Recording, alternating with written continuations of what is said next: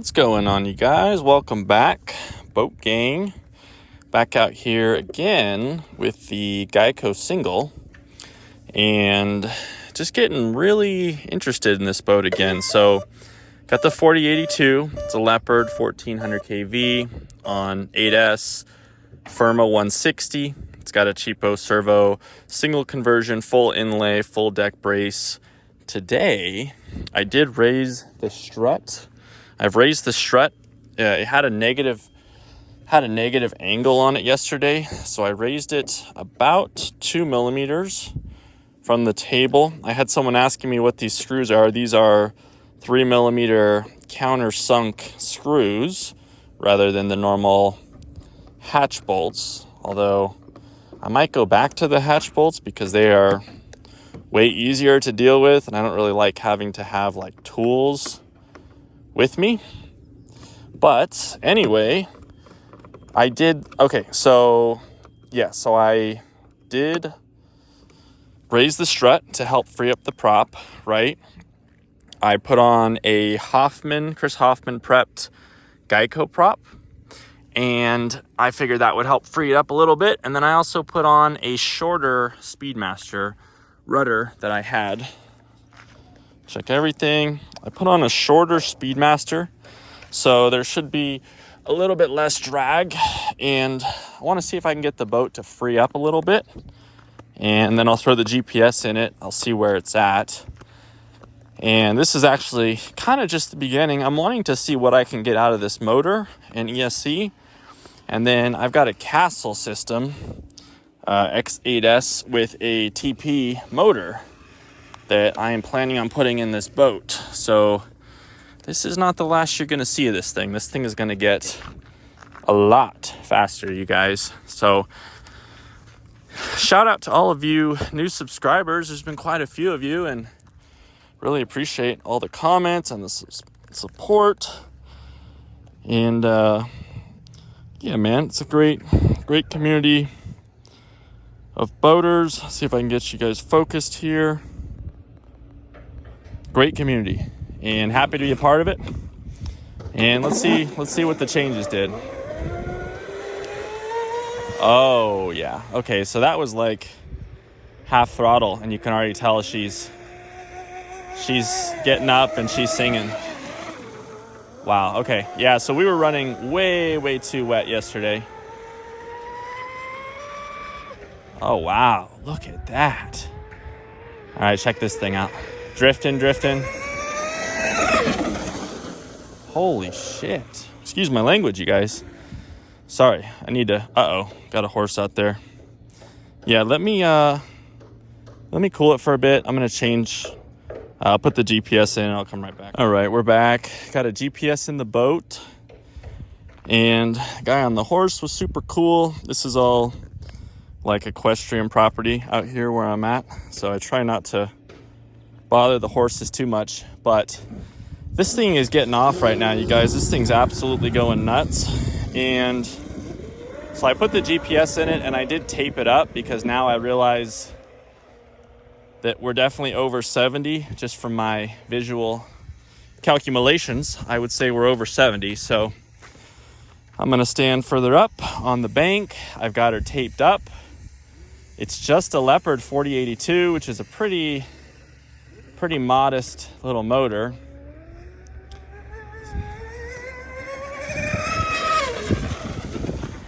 We had a little bit of lift there right at the end, getting a little light.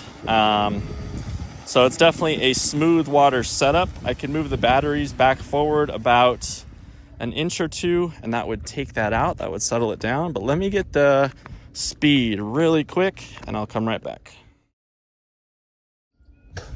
All right, that was good. That was 73 miles an hour, and I don't even think we were fully wrapped out. So looks like the wind might be going that way. So as much as if I flip the boat, I don't really want it to be way down there. But let's get a little run at it and then send it down that way. I want to see if I can get it to wrap out a little bit more without the front lifting and blowing off, obviously. But let's see what she'll do. Yeah, that was good. Damn. Yeah, that was sick, you guys. This thing's...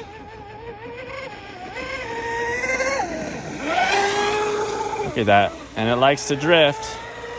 Still likes to drift. Woo hoo hoo. Yeah. Loose is fast. Loose is fast. So I think that was probably 73 again. But I'll check just to make sure. I'm going to check temps. I'm going to put the other batteries in. And I'm going to move those batteries up just like an inch just to kind of make me happy. So be right back. We're back. Temps are good. She's happy. She's loose. She's fast.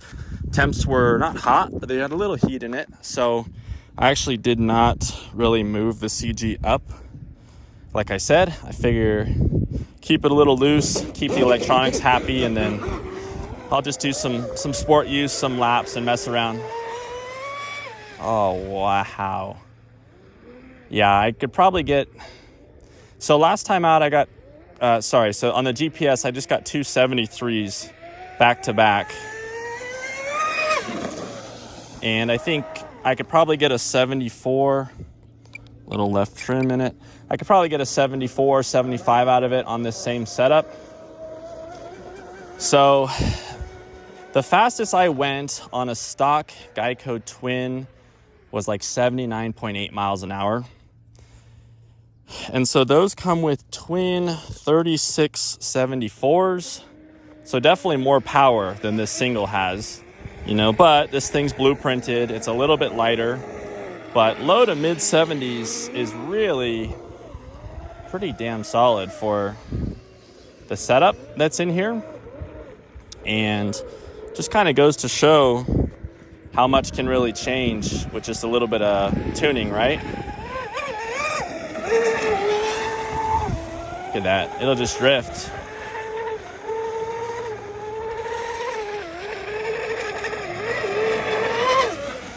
Yeah, wow. It's a fun boat. It's not a corner carver like a cheetah, you know, it's not going to turn. Oh, she slipped a little bit there.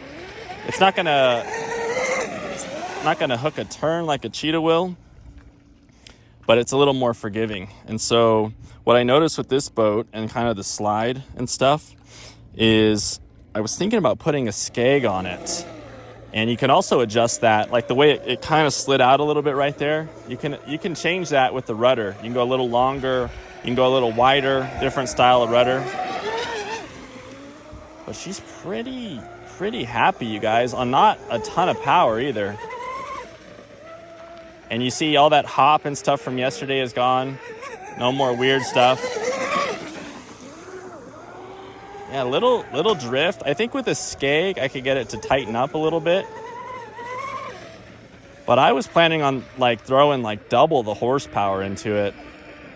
And it's already really fast, so maybe that's not needed. Maybe I'll keep it as is and just kind of send it from here. The hatch is sealing really well. I got those thumb screws locking it down. And pretty sweet boat. I'm not going to push it too hard just because I don't want to get things too hot. I still feel like it might be a little underpowered. But I'll pull it in. I'll check everything out and let you guys go here. Well, that's really all I got for you guys today. Just brought the boat back up. And kind of tired of having to use this. You know, these countersunk screws are really nice. They're, I guess, technically more aerodynamic, and they look really sleek. Makes the boat look a little more realistic, I guess. But pulling out this 2mm driver every time is kind of a pain. And I'm not gonna lie, the thumb screws are really nice. But anyway, this is the boat. Like I said, temps are good, on the warmer side. Yeah, a little warmer, but healthy, right? Fast boat.